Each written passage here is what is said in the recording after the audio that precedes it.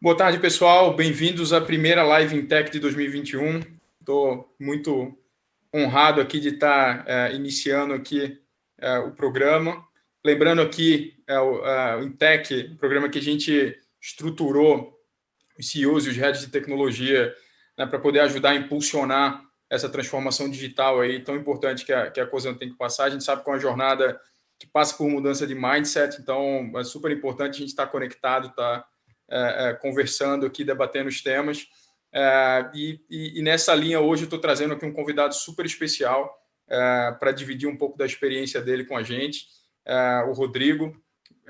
O Rodrigo é o vice-presidente de Procurement e Sustentabilidade na Ambev, tem uma jornada incrível lá, passou por várias funções antes de assumir a posição atual, já foi vendas, já foi supply, já tocou fábrica, já foi do financeiro, enfim, tem uma carreira super diversa, já passou por várias cidades, por vários países, então tem um espectro de experiência bem bacana, vendo toda a evolução das diferentes fases que a Ambev passou, então acho que tem muito conteúdo para dividir com a gente aqui. Então, Rodrigo, obrigado por ter aceito Legal. O convite, a gente está super empolgado aqui de te escutar.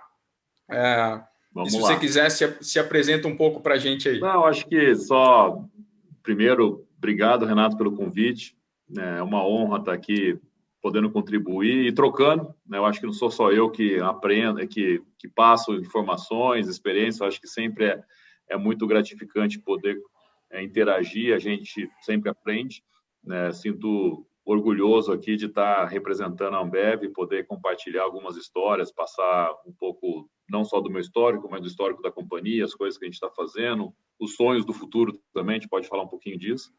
E complementando um pouco o que o Renato falou, talvez ele nem saiba, né, mas eu tenho uma conexão muito grande com usina de açúcar e álcool, né? O meu avô trabalhou durante 45 anos numa usina, né, lá no interior, né, do Paraná, norte do Paraná. Então, todas as minhas férias, até porque ele morava dentro da indústria, né, a casa dele era dentro lá da usina, se chama Usina Jacarezinho, era do grupo Melhoramentos, né, lá do passado, e então tem um carinho especial aí com a lavoura de cana, com a usina, com o açúcar, com o álcool, né? E se não bastasse isso, dentro aqui da Ambev, a nossa relação é de longa data, né? Tanto com a Raiz, com a Cosan, agora com a própria Tris, e a gente, acho que tem muita coisa junto e podemos até fazer mais, e é uma alegria estar aqui com parceiros, né? Parceiros de trabalho, como o Renato foi, trabalhamos juntos aí vários anos, é uma alegria, e parceiros de negócio, parceiros de Brasil.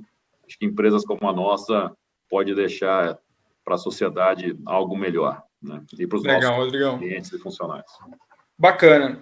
Tem fazer a pauta de escolher assunto para falar contigo foi difícil aqui. Eu tentei fazer um super exercício aqui de trazer alguns temas. A gente vai tentar manter esse papo aqui ao redor de 40, 45 minutos para deixar uns 15 minutos para as perguntas. Então, pessoal, por favor, capricha nas perguntas aí. Vamos aproveitar aqui o Rodrigo para esclarecer e compartilhar o conteúdo com a gente. Rodrigo, eu queria começar falando contigo um pouco da estrutura que você está tocando hoje, assim, o porquê de procurement estar junto com sustentabilidade. Esse não é um formato né, tradicional, a gente não vê isso aí nas outras empresas. Na verdade, existe até um conflito, né, de alguma forma, se você for pensar no procurement old school ali. Me explica um pouco o porquê vocês se estruturaram desse jeito, quais são as razões desse modelo. Boa. A gente não era assim, né? A gente era, vamos chamar do modelo tradicional, que tinha lá a área de corporate affairs, relações governamentais e sustentabilidade sempre junto lá. Essa área continua existindo, né? Ela faz parte do nosso comitê expandido. E, para ser bem sincero, quando eu recebi, né, essa informação que a área de suprimentos, né, ia ser responsável pela área de sustentabilidade, no primeiro momento eu fiquei assim, por que a gente? Deveria ser o pessoal do supply. E aí depois eu comecei a entender, comecei a pensar nos benefícios e ficou muito claro que a gente precisava parar de olhar para dentro de casa apenas, tem que continuar, né, olhando dentro de casa, da nossa eficiência no uso dos recursos naturais, nos nossos programas, né, com a nossa reputação aí, que o pessoal de comunicação, de corporate affairs, relação governamental, e precisava expandir isso para a cadeia.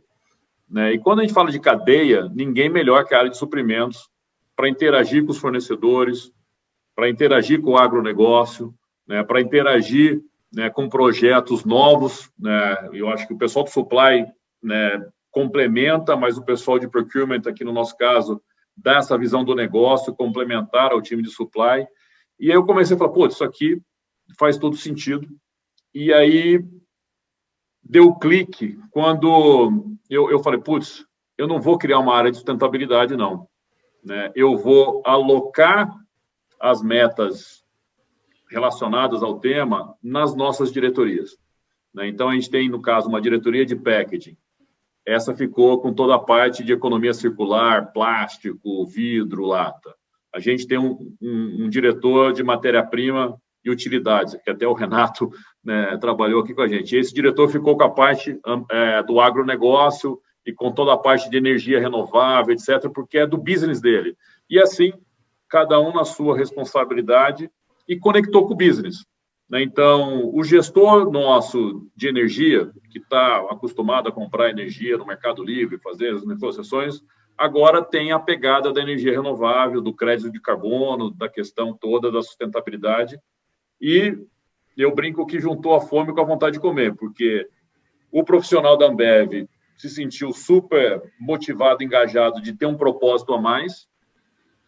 Ele tem uma visão de negócio muito mais apurada do que a pessoa de Corporate Affairs, e a gente criou um comitê, né, expandido, né, que não é só da área de sustentabilidade de suprimentos. Então, a gente tem representantes da área de relações governamentais e Corporate Affairs, representantes da área de comunicação, os nossos eternos sócios do time de operações, né, e supply, né, o time da logística, o time da parte de fábrica.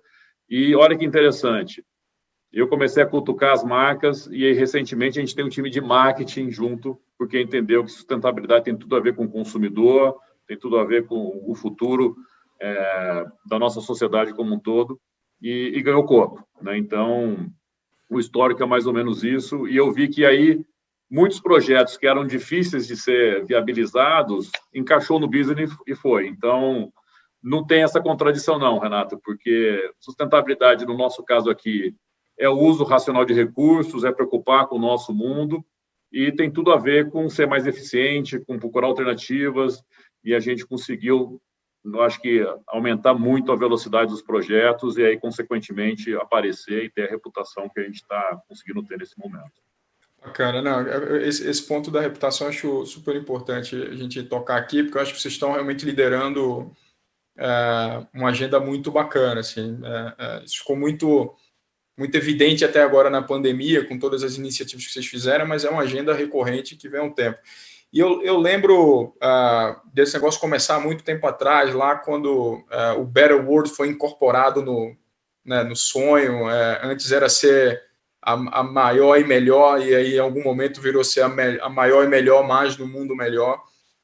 Eu acho que até muito tempo antes do tema ESG ficar tão forte quanto é hoje. Né? Hoje é um negócio quase que indiscutível. Né? As empresas estão tendo que absorver isso. E aí teve gente que fez o dever de casa e teve gente que não fez. Né? E aí eu queria que você já conectando aqui com o mundo de tecnologia, né, que é o pano de fundo aqui da nossa conversa, você contasse um pouco dessa jornada, de como é que foram esses aprendizados dessa abordagem de mundo melhor e como que vocês foram conectando isso com esse mundo tecnológico, com trazer gente de fora para ajudar vocês a resolver os problemas de vocês. Legal, acho que esse ponto é super legal de contar e de mostrar mais ou menos como que a gente tem abordado. Né? Primeiro, não dá para a gente ficar falando aquilo que a gente não é. Né? Então, acho que isso sempre teve muito claro na nossa cultura, que primeiro você tem que ser, né, praticar, acreditar naquilo, e depois dá para comunicar, falar. Então, essa questão da credibilidade, às vezes aqui na companhia até exagerado, eu acho que a gente faz tanta coisa legal e fala pouco, né, acho que tem a turma de operações também participando, mas a gente reduziu, né, vou dar um exemplo, a nossa emissão de carbono nos últimos 10, 15 anos em mais de 60%. Então, desde 2003, que eu estava vendo até os dados esses dias, até o ano passado, a gente já reduziu as emissões em 63% nas nossas operações. E a gente não fala isso, né? Mas isso dá credibilidade para a gente falar, não, a gente vai avançar mais, vai para a energia renovável, vai investir em tecnologia, estamos procurando fontes diferentes de fazer biodigestor, né, de usar o biometano, fazer coisas assim, porque tem credibilidade e tem um track record que nos dá essa licença para sonhar maior e estabelecer parcerias. E quando a gente colocou essa questão do mundo melhor, parecia uma frase bonita, né? Mundo melhor, ninguém entendia muito. E ficou claro que eu acho que, até como a Cosan tem também, né, diferente de muitas empresas por aí, onde produz lá na China e tem escritório de vendas, né, esparramados pelo mundo inteiro, né, e a gente, assim como vocês, tem operações, né, tem negócio esparramados por quase todo o Brasil, né, e isso nos conecta realmente com o mundo, né, quando a gente está aqui, com a sociedade, com tudo mais. Então, essa questão, por um mundo melhor, né, essa preposiçãozinha ali tem um significado importante, né, que a gente trabalhar por um mundo melhor, a gente adicionar essas questões todas no nosso jeito de fazer as coisas. Inclusive, esse ano foi elevado da frase do sonho para uma frase do propósito, né? Então, a gente colocou esse Juntos por um Mundo Melhor como propósito da empresa, né? Não só pelo produto, que coloca as pessoas em momentos de celebração, etc., mas também tudo que a gente faz por um mundo melhor. E depois a gente pode explorar um pouco a questão do Covid. Ficou evidente que o propósito motivou as pessoas, engajou o time para sonhar maior e fazer coisas que nem estava escrito em nenhuma meta, né? Porque tem um propósito por trás. E aí a questão de tecnologia, como é que entrou, ao meu ver, né?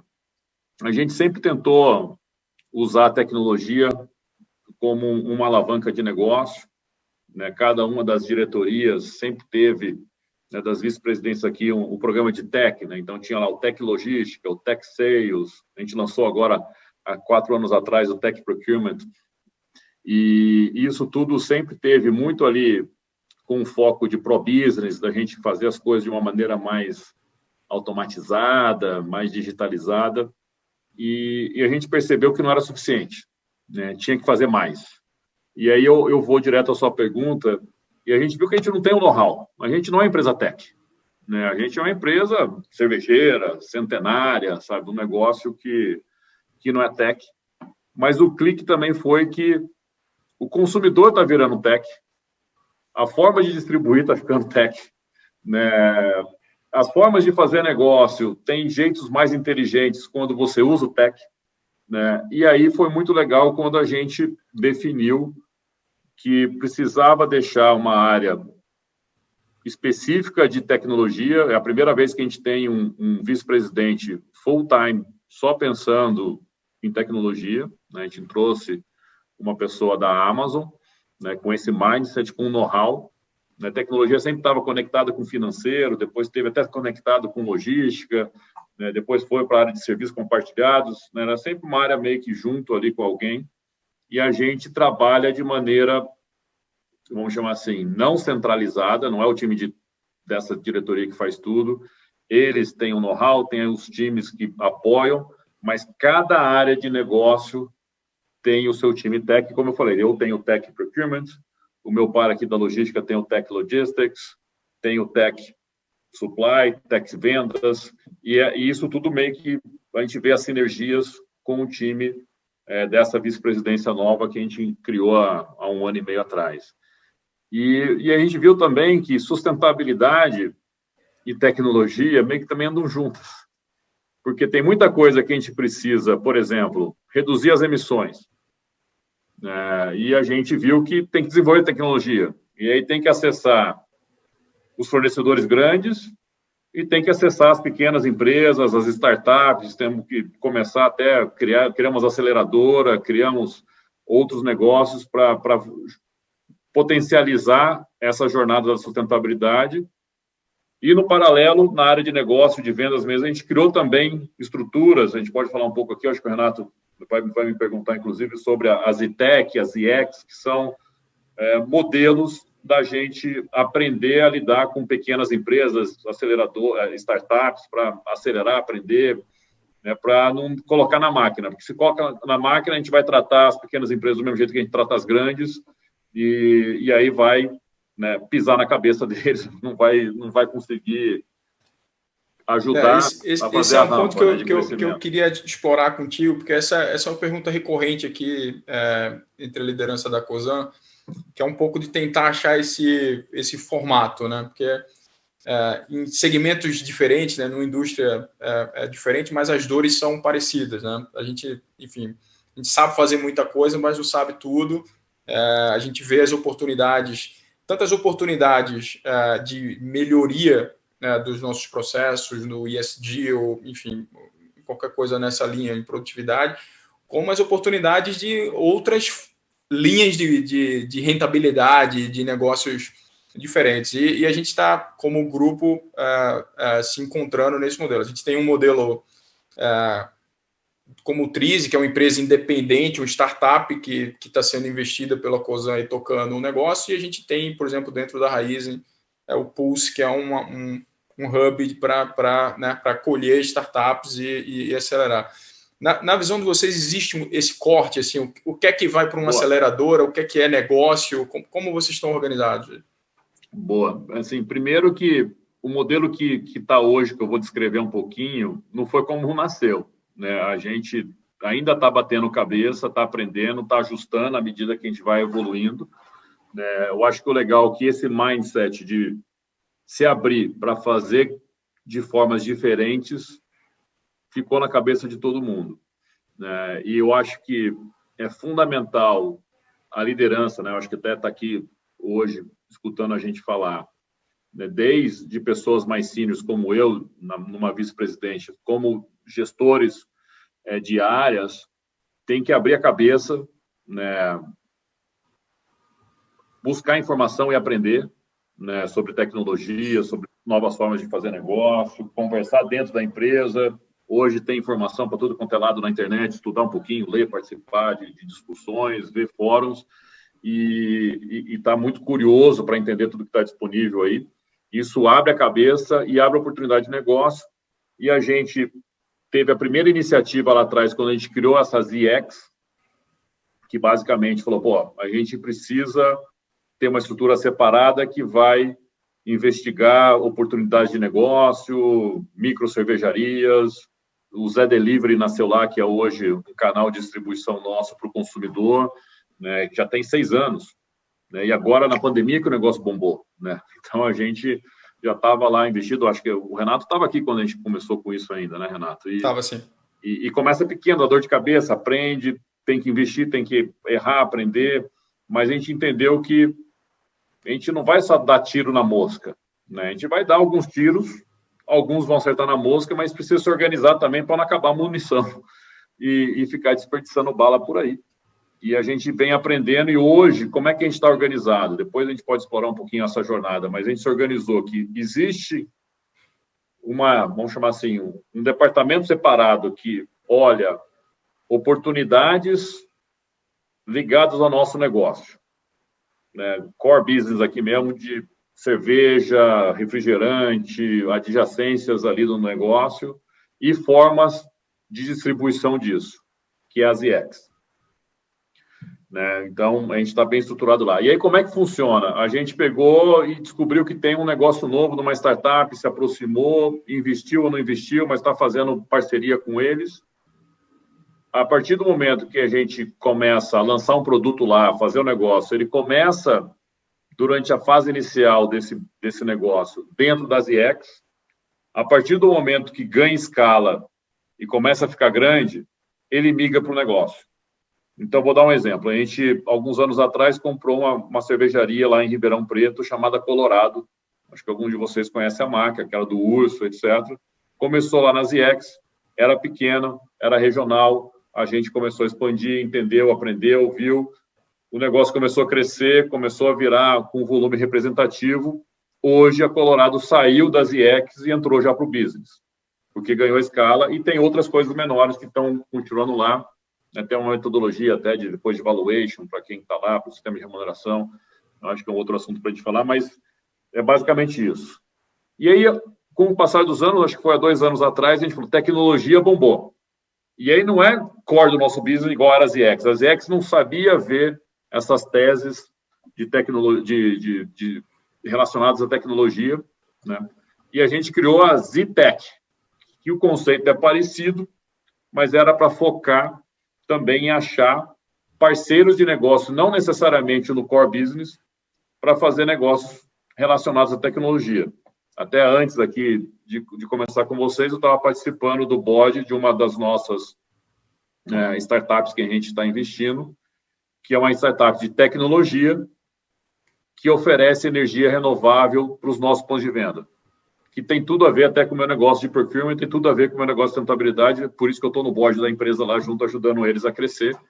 E a gente está não só investindo no negócio deles, mas ajudando eles a serem parceiros do nosso negócio, de fazer uma coisa que a gente não fazia antes, que era oferecer energia renovável como um benefício para o ponto de venda, né? E a gente descobriu que dá para fazer isso, né? E, de novo, sustentabilidade, viabilizada em inovação por startup, tecnologia, mas tem uma estrutura ali que está tomando conta, né? Porque se eu tratar essa startup do mesmo jeito que eu trato um fornecedor tradicional, não vai funcionar, né? Prazo de pagamento, condições, sabe, estrutura, apoio, orientação, mentoria. Então, a gente entendeu que tem que tratar de uma forma diferente. E deixa eu aproveitar o teu gancho, então, e te perguntar, Rodrigão, dentro desses formatos, né, que eu acho que isso também é uma dúvida, não só nossa aqui, mas eu acho que todas as grandes companhias estão tentando achar esse modelo. Vocês acharam algum padrão de sucesso ali em que fase você conecta com a startup, se você pega o cara na ideia e ajuda ele a dar a ideia para frente, se vocês já selecionam gente que está numa fase um pouco mais madura com um MVP pronto, tem algum padrão, alguma coisa que vocês entenderam que isso tem uma tendência maior de dar certo? Ótima pergunta, Renato. A gente chegou à conclusão que é difícil colocar essas regras. Eu acho que o primeiro ponto aqui, a gente está sempre aberto. Então, a gente está sempre aberto. Eu já vou dar um exemplo de quem é mais embrionário lá em investimento anjo ainda. A gente entendeu que a ZX e a ZTech já vai num nível de maturidade um pouco maior, né, de uma empresa que já tem um produto, né, já está ali Series A e Series B, geralmente, já tem uma escala, a gente entra ali aportando oportunidade de negócio e talvez equity, investimento, uma aquisição ali, que é uma coisa já num nível maior. Mas a gente viu também que tem tanta coisa legal surgindo que a gente criou, até foi legal que foi na minha área que a gente criou, uma aceleradora para pegar lá no comecinho mesmo, né, talvez ainda como conceito, né, investimento anjo mesmo, de ideias relacionadas à sustentabilidade que poderia endereçar os nossos desafios. E foi super legal, só que demora anos. Eu vou dar um exemplo real para vocês, que está na mídia aí, eu até postei esses dias no meu LinkedIn. Uma das aceleradoras eram uns engenheiros malucos lá do Rio de Janeiro que falaram que iam fazer um caminhão elétrico no Brasil. Na época, o meu diretor de logística, o Renato conhece, o Gaia, falou, Rodrigo, os caras são malucos, esse negócio não vai voar, não dá certo. Eu falei, não, vamos entender melhor essa ideia. Aí eu fui, a gente investiu não sei o que tempo, fomos lá, era interessante, a gente já estava fazendo negócio com a Volkswagen, né? E falou, não, vamos investir nos caras e vamos comprar um protótipo deles. Mas vai custar 3 vezes o preço do caminhão da Volkswagen. Eu falei, não, vamos botar um protótipo lá que a gente vai fazer um modelo diferente, que a gente vai ter planilha aberta, a gente vai saber quanto custa a bateria, quanto custa o motor elétrico, quanto custa a integração. Na pior das hipóteses, a gente aprendeu, né, quem são os fornecedores, quanto custa cada coisa. E o negócio foi ganhando corpo, os caras receberam mais investimento, depois fizeram uma parceria com a Agrale lá no Sul, que estava querendo se reinventar. A gente já está com 2 protótipos rolando e fechamos um negócio de 1.000 caminhões com os caras. Sabe? Mas demorou 2 anos e meio para começar a ter 2 protótipos. Né? Então, não cai do céu às vezes. Então, tem que estar aberto para tudo, respondendo direto a sua opinião, a sua pergunta, na minha opinião, e tem que se estruturar. né? Porque se não tivesse aceleradora, se não tivesse acompanhando, a gente tinha 700 aplicações da aceleradora, convergiu para 18, dessas 18 nós estamos fazendo negócio com 10. Né? Mas eu acompanho, cada diretor relacionado com a área de negócio também está acompanhando, todo mundo tem prazer, porque é uma startup, sabe? Então, também é legal, a gente tem o pessoal do business ajudando como mentoria nessas startups. Então, aqui, no caso, não tem uma receita, né? A gente está aberto, mas sempre de maneira estruturada, com processo, com responsabilidade, senão se perde. Né? Bacana. Rodrigo, a gente fala sempre muito de tecnologia, de startup, mas no final do dia são pessoas, né? Majoritariamente são pessoas. Eu acho que a startup é a maior concentração de talento, né, de recurso humano sobre resultado, né? Muitas vezes são poucas pessoas que geram um negócio muito grande. Qual tem sido também essa curva de aprendizado de vocês? Assim, eu sempre respeitei e admirei bastante a forma como a Ambev teve seus programas de atração, de retenção e desenvolvimento, mas esse mundo foi mudando, né? A gente hoje vê uma turma com uma cabeça diferente, eu acho que muito conectada com o negócio de sustentabilidade, muito mais conectada com esse mundo de tecnologia, muito mais inquieta e com motivações e ambições diferentes. Eu sei que essa não é mais a tua área de atuação agora, mas é uma área que você já tocou e eu sei que você adora. E aí, vamos tentar explorar um pouco junto aqui como é que vocês estão enxergando essa mudança de perfil e como vocês estão se ajustando para poder continuarem competitivos e atraindo os melhores talentos nessa nova realidade. Que tipo de ajustes vocês estão fazendo? Boa. Né? Como o Renato falou, eu adoro o tema. Eu acredito que muito do sucesso da empresa, até da minha carreira, né, das coisas que eu consegui conquistar, foi por essa preocupação, esse carinho, essa atenção com as questões de gente, né, como a gente fala aqui. E isso está muito no nosso DNA de realmente ter gente como foco de captar melhor, sempre procurando gente boa, desenvolvendo gente, se adaptando às realidades. E isso, eu acho que nos traz uma vantagem também de entender que a atração do talento, o desenvolvimento do talento mudou e está mudando rápido. Né? A pandemia até agora acelerou várias tendências que a gente já tinha visto. Mas tem uma coisa muito importante. Aqueles princípios, a cultura, né, aquilo que a gente procura num talento não mudou. Né? A gente procura, de novo, pessoas que gostam de criar coisas novas, que têm esse compromisso de ser quase dono mesmo daquela sua atribuição. Mas a gente percebeu que o modelo tradicional talvez não estava atraindo muito, e aí as coisas estão todas meio conectadas. A gente viu que o propósito da gente ser uma empresa mais inclusiva, e a gente ser uma empresa mais até vocal nas coisas que faz em relação à sustentabilidade, uma empresa que está investindo mais em tecnologia, ajuda a atrair esses jovens, como o Renato falou, que estão com essa ambição de ter um propósito, de estar conectado nesse mundo muito mais tecnológico, mais moderno. Ninguém quer trabalhar numa cervejaria com tonéis de cobre, né, e um monte de trabalho braçal que nem existe mais em lugar nenhum. Né? E a gente percebeu que o nosso negócio poderia ser atrativo e poderia ter tudo isso. Podia ter sustentabilidade, podia ter tecnologia e ter essa cultura forte de resultado, de meritocracia, de espírito de dono, de oportunidade para crescimento, que sempre foi uma fortaleza nossa, né? De sonhar grande, empoderar as pessoas e deixar que as coisas aconteçam do jeito certo, né? Sempre com essa premissa do jeito certo, que é fundamental, né? Principalmente no nosso país.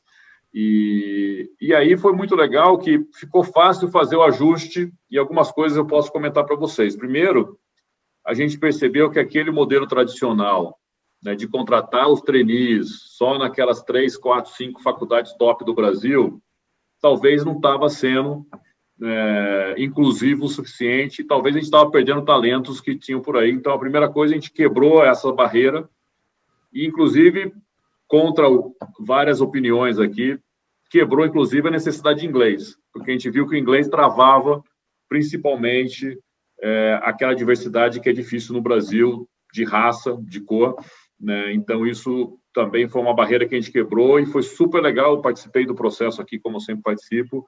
Quantos talentos alinhados com a cultura, inteligentes, conectados com esse mundo mais moderno, mas com o inglês, né, que ele pode ser desenvolvido, não estava lá na largada, né, e vai ter que ter um esforço para a gente preparar esses talentos para o futuro. Somos uma empresa multinacional, né, para fazer qualquer tipo de negócio hoje, se não tem inglês, fica difícil, mas isso permitiu a gente ser muito mais inclusivo na largada e agora tem uma responsabilidade grande do desenvolvimento, né, para o futuro. Né? Outra coisa que a gente está trabalhando muito é na capacitação dos líderes sobre alguns temas que não são tão simples, né? E às vezes precisa de uma catequese para mudar alguns paradigmas, alguns pontos. Segurança psicológica, né?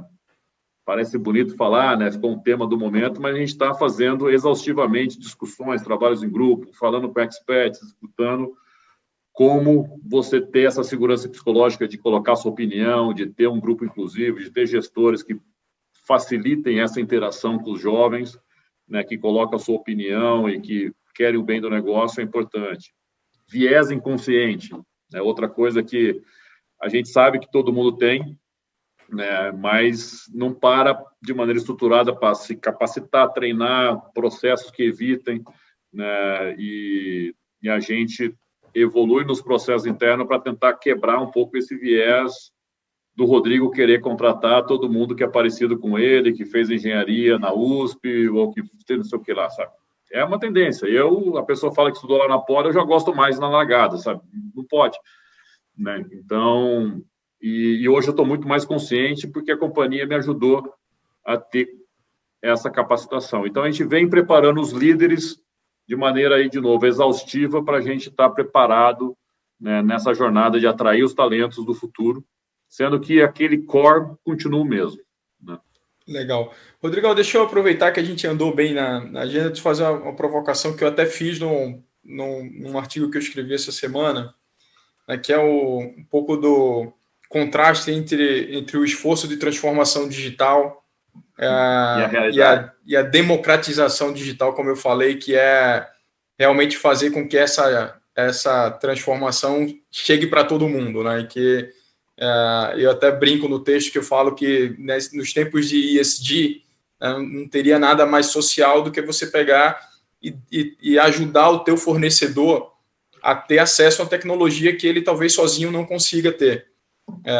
E isso tem tudo a ver também com o propósito do TRIZ, a gente tem isso no nosso DNA.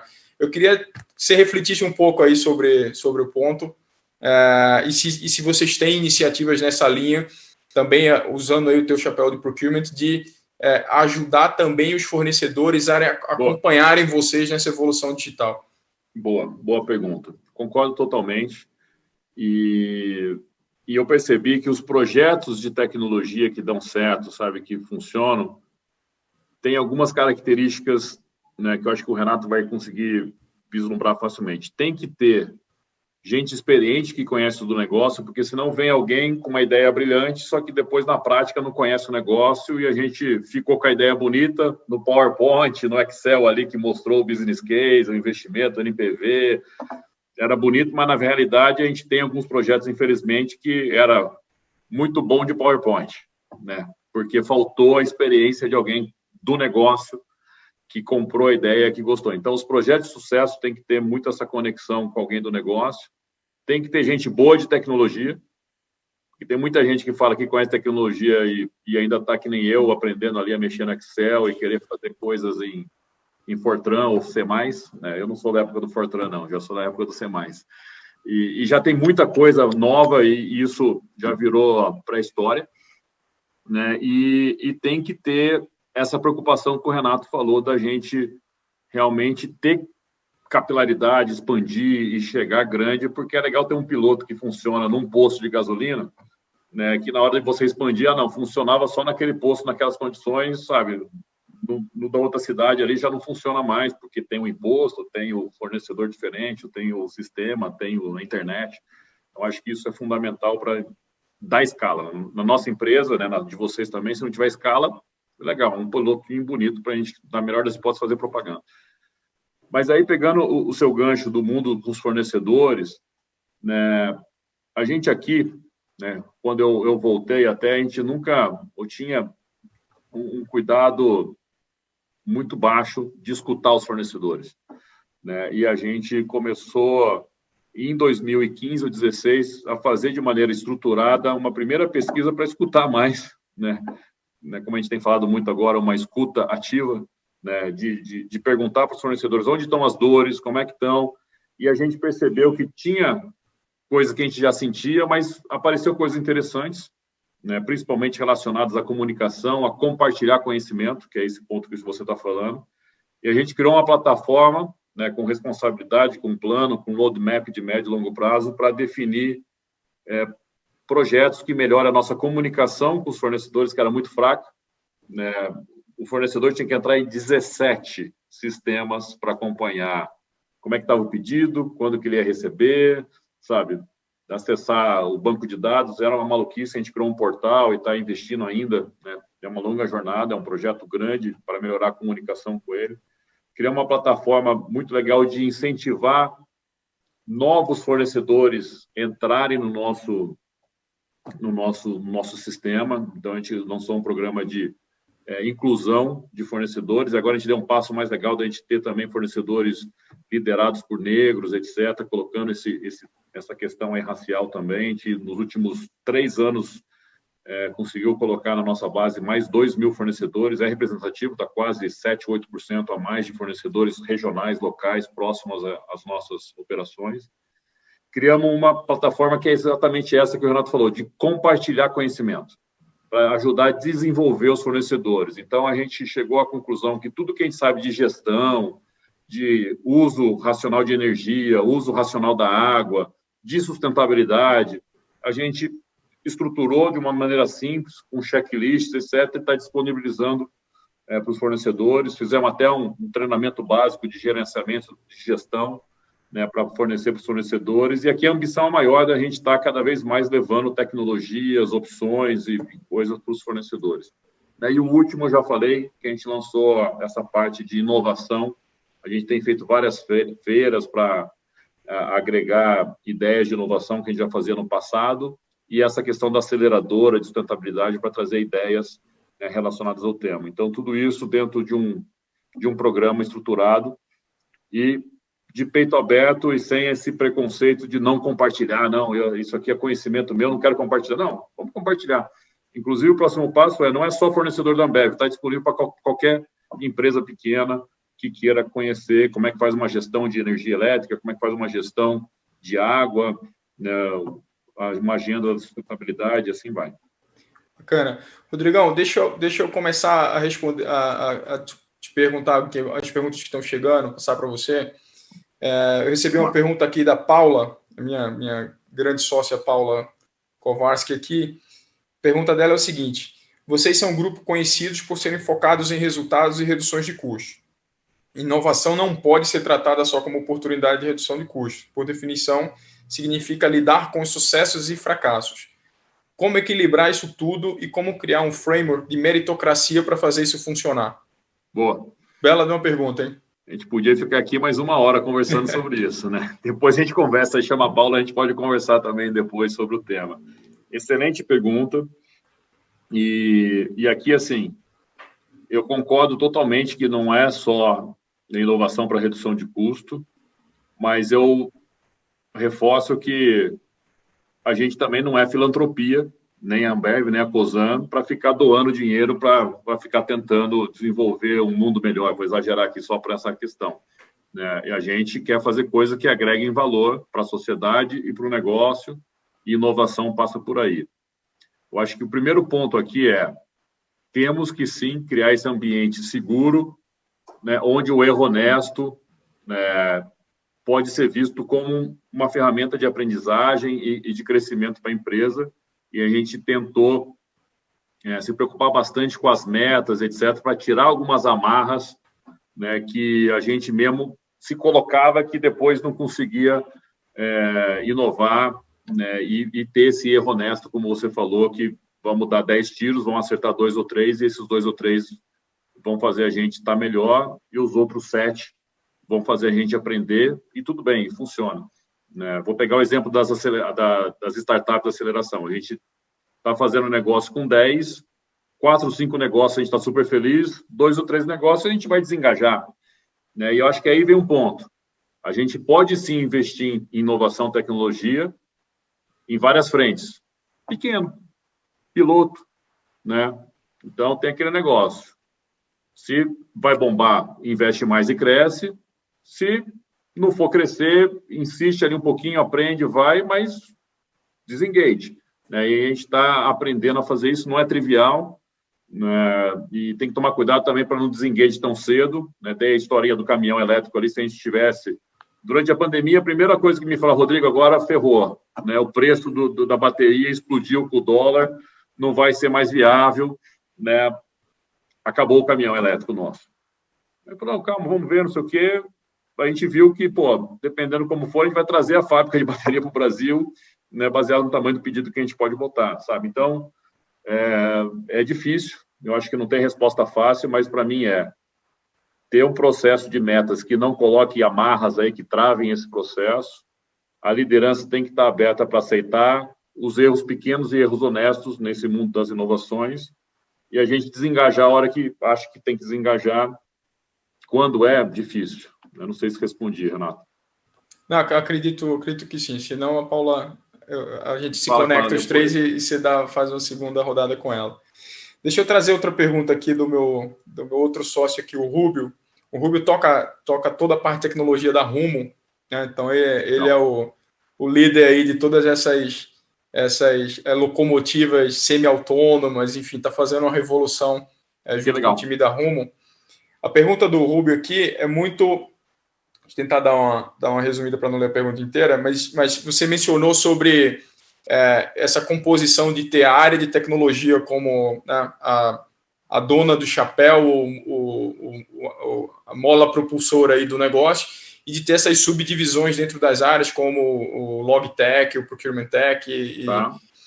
E a pergunta do Rubio é, como é, de forma resumida, qual é o papel da diretoria de tecnologia e qual o papel dessas sub-áreas e como é que é essa interação e eventuais conflitos aí, como isso funciona? De novo, a gente está aprendendo, né? Uma coisa nova que a gente está fazendo aqui, assim. E, para mim, de maneira bem simplista aqui, eu vou tentar pegar um exemplo. Há um ano atrás, eu botei de teimosia que eu queria fazer mais projetos de Big Data, Analytics, na inteligência artificial e queria fazer isso. E eu não tenho essa expertise, né? Mas o meu time tem expertise de negócio, né? A gente vem se treinando, capacitando, estamos estudando, vendo formas de como trabalhar com muito dados de maneira mais eficiente. E como é que funciona esse tipo de projeto? A gente tem alguém do negócio, então vamos pegar lá o meu diretor da parte de matéria-prima lá que trabalha com o agronegócio, que, como o Renato falou agora, até contratou eles lá para trabalhar com a gente lá nos caminhões. A gente tem muito dado, né, e não sabe direito ainda as ferramentas, tudo como trabalhar, mas a gente pegou pessoas do nosso business, desenhou um projeto para eles, para trabalhar com Big Data, para ter insights, e a área de negócio trabalha de maneira multifuncional, com um squad ali, né, se quiser usar o termo bonito, ou um grupo multifuncional de trabalho, que tem os engenheiros de dados, os engenheiros, né, de sistemas, que trabalham num projeto, gente do negócio, gente que veio da área de tecnologia, que compartilham a meta do projeto, a meta é única, né? E assim vai. De maneira simplista é isso.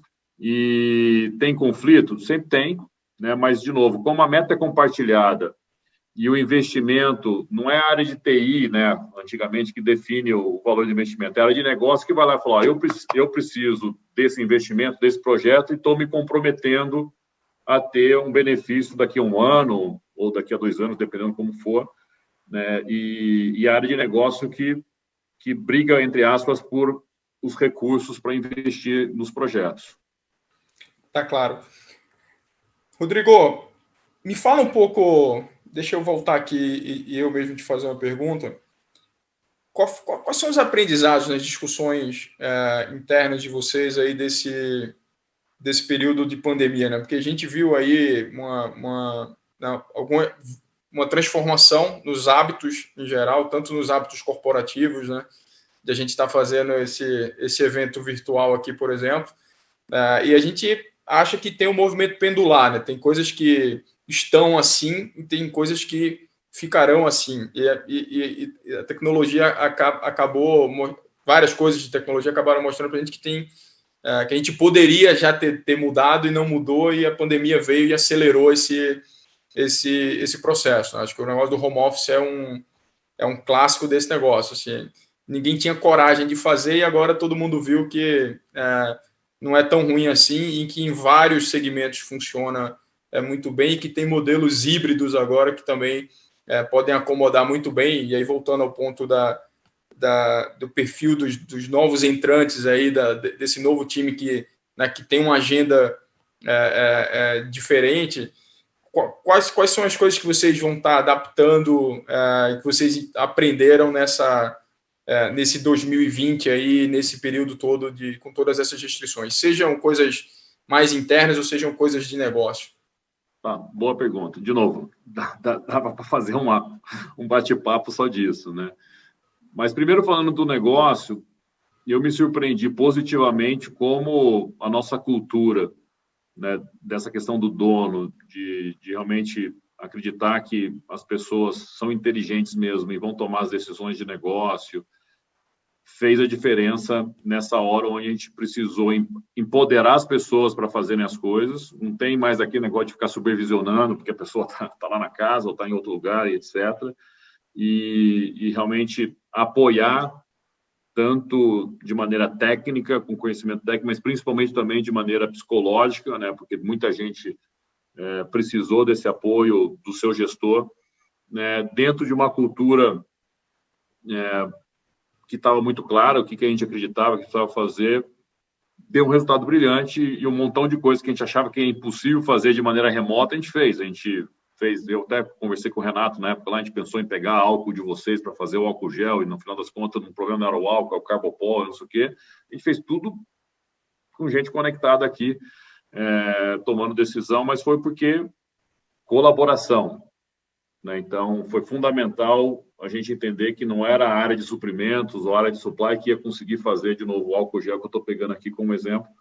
Era todo mundo colaborando, né, com um propósito único, né, debaixo de um arcabouço aí de cultura muito forte, empoderando as pessoas para dar o resultado. Então, isso, para mim, foi um dos grandes aprendizados, que a gente pode e deve empoderar mais o time, né, que faça por merecer, né, realmente essa confiança, essa credibilidade. Tem que ser muito duro quando pede essa credibilidade. Eu, infelizmente, tive pelo menos 2 casos que as pessoas abusaram também, sabe? A gente queria falar que a pessoa estava voando, estava no aeroporto, estava na praia, sabe? E infelizmente tem gente que abusa, né? Mas a gente dá a responsabilidade, confiar nas pessoas, empoderar as pessoas e o time para fazer acontecer. A gente veio fazendo um montão de coisa interessante, fizemos inovações, lançamos produtos de maneira remota, isso funcionou muito bem, e a gente está aprendendo a trabalhar cada vez mais com as ferramentas, com o que está disponível. E aí, pegando o ponto também da forma de trabalho, eu concordo com o ponto do Renato, que não tem certo ou errado, né? Hoje mesmo, eu comecei o dia trabalhando de casa, que eu comecei bem cedinho, 8 da manhã, eu tinha uma reunião com o pessoal lá da Bélgica, né, nem da Bélgica, da Suíça, e fiz o primeiro período da manhã lá, e agora à tarde eu estou aqui no escritório, porque eu quero interagir com umas pessoas que eu sei que está aqui, que a gente tem que rabiscar algumas coisas, sabe, fazer um trabalho mais presencial. Minha máscara está aqui do lado, né, eu saindo da sala aqui, eu boto a máscara, eu só estou sem máscara porque eu estou numa salinha fechada, e eu estou vendo que o híbrido realmente funciona, né? E, de novo, tem coisas que é bom, tem coisas que é ruim, a gente também não passa de 30% de ocupação no escritório hoje em dia, e eu tenho falado muito que cada dia é um dia, né? A gente vai aprendendo, e pelo menos a nossa área aqui, que é diferente de uma área operacional, né? O pessoal na cervejaria, na distribuição, tem que estar lá todo dia, não tem jeito, né? Agora, a gente aqui pode achar formas mais inteligentes e está funcionando, mas eu acho que tem muito a aprender, né? Tem muito a aprender ainda. Rodrigo, tem mais uma pergunta aqui do Marlon. Pergunta bem interessante aqui. Fala: olá, Rodrigo, você trouxe vários exemplos de como a Ambev pratica inovação aberta nos negócios. Naturalmente, isso implica em abrir algumas estratégias ou processos para fornecedores e parceiros externos. Como a Ambev determina o que é core e o que vai ser aberto para captar parceiros no mercado? Exemplo, o caminhão elétrico. Boa pergunta. Eu acho que a gente exagera, né? Eu acho que empresas grandes como a Ambev, no seu caso da Cosan, né, acha que só a gente sabe das coisas, sabe? Que a gente é mais esperto que todo mundo, né? E tem uma certa arrogância. E eu mesmo tinha, né? E achava, não, isso aqui a gente não pode abrir, talvez, não pode levar, sabe? Depois ele vem aqui. Eu lembro que essa pergunta teve durante a nossa startup. Não, mas como é que nós vamos abrir os dados dos pontos de venda para essa startup e aí amanhã ela vai lá e trabalha com a concorrência? Né? Eu falei assim, que dado? Não, os dados de vendas.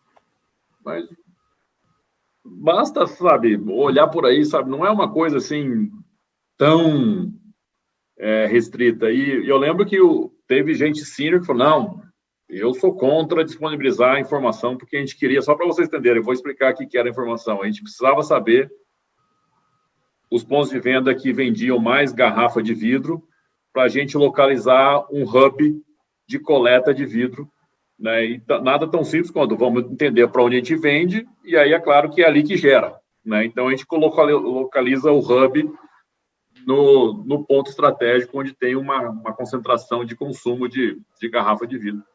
Não, mas informação... gente, aí eu fingi que não escutei o time lá de compliance e mandei.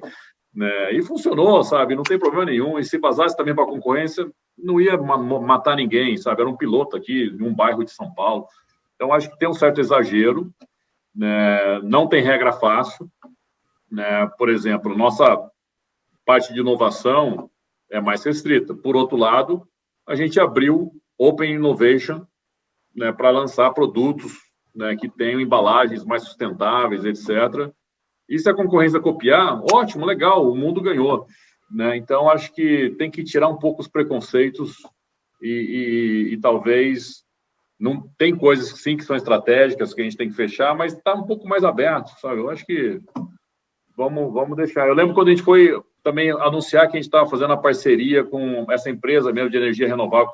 Não, mas a gente tem que deixar escondido, senão a concorrência vai fazer. Eu falei, gente, a concorrência já está fazendo, sabe? Porque a energia renovável, sabe? Já tem um monte de startup aí, não é que a gente inventou, sabe, a fórmula de alguma isso, coisa. Rodrigo. E eu agora que estou com o chapéu de startup, eu passei muito tempo mais do teu lado aqui do que do lado que eu estou agora.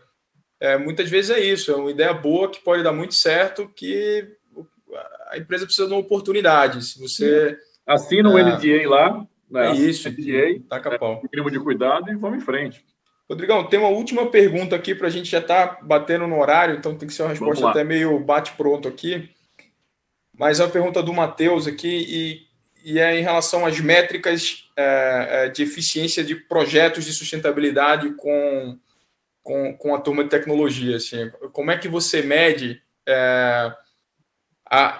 o resultado da turma de tecnologia dentro dessas iniciativas de sustentabilidade? Boa. Vocês têm alguma coisa... Igual todo mundo, gente. Igual todo mundo. Né? Então, é resultado mesmo de negócio.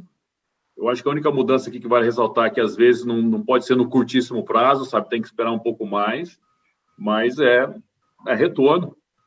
E eu sempre brinco que a gente aqui até pode abraçar árvores, sabe? Ir na natureza, sabe? Se quiser dar uma relaxada, sabe? Entrar em contato lá. Mas a gente precisa fazer coisas que agreguem valor para o negócio e é possível fazer as duas coisas ao mesmo tempo e não tem problema nenhum, né? Tecnologia, sustentabilidade. Né? Tem alguns projetos que a gente investe um pouco mais, né? Com o intuito até de ajudar a questão mais social e a gente tem muita gente falando que o ESG devia ser double E, né? Não é só do environment, é do economic and environment. né? Depois o social e a questão de governança. Porque se não é viável economicamente, vai ficar pequenininho. Vai ser só para fazer propaganda ou para inglês ver. Quando você consegue colocar a questão do economics dentro, aí você ganha escala e vai grande. Legal. Rodrigão, a gente bateu aqui no horário, né? Boa. Queria te agradecer demais, assim, muito legal. Eu recebi já vários feedbacks aqui pelo telefone aqui. Todo mundo achou muito legal o conteúdo e aí a tua visão. Queria te agradecer em nome da Cosan aí por estar presente aqui e compartilhar com a gente. Obviamente, do nosso lado, a gente está mega disponível para fazer um movimento reverso aí. Então, se vocês precisarem também fazer algum evento, toda a liderança da Cosan vai estar disponível. Queria lembrar o resto da turma aí para seguir os conteúdos do Intec. A gente está fazendo essa live, mas a gente tem lá o conteúdo que está publicado lá no Spotify, os podcasts, então tem muito material. Continuem conectados aí. Acho que tem muita coisa bacana na agenda para vir. Rodrigão, obrigado. Nota 10, Renato. Espero que tenha sido legal. Para mim foi gostoso aqui a conversa. E espero no futuro a gente estar interagindo mais próximo, né? Quem sabe a gente está presencial aí também. Legal. E a gente se encontra por aí. Bom final de semana a todos. Um abraço. Legal. Obrigado, turma. Um abraço para todo mundo.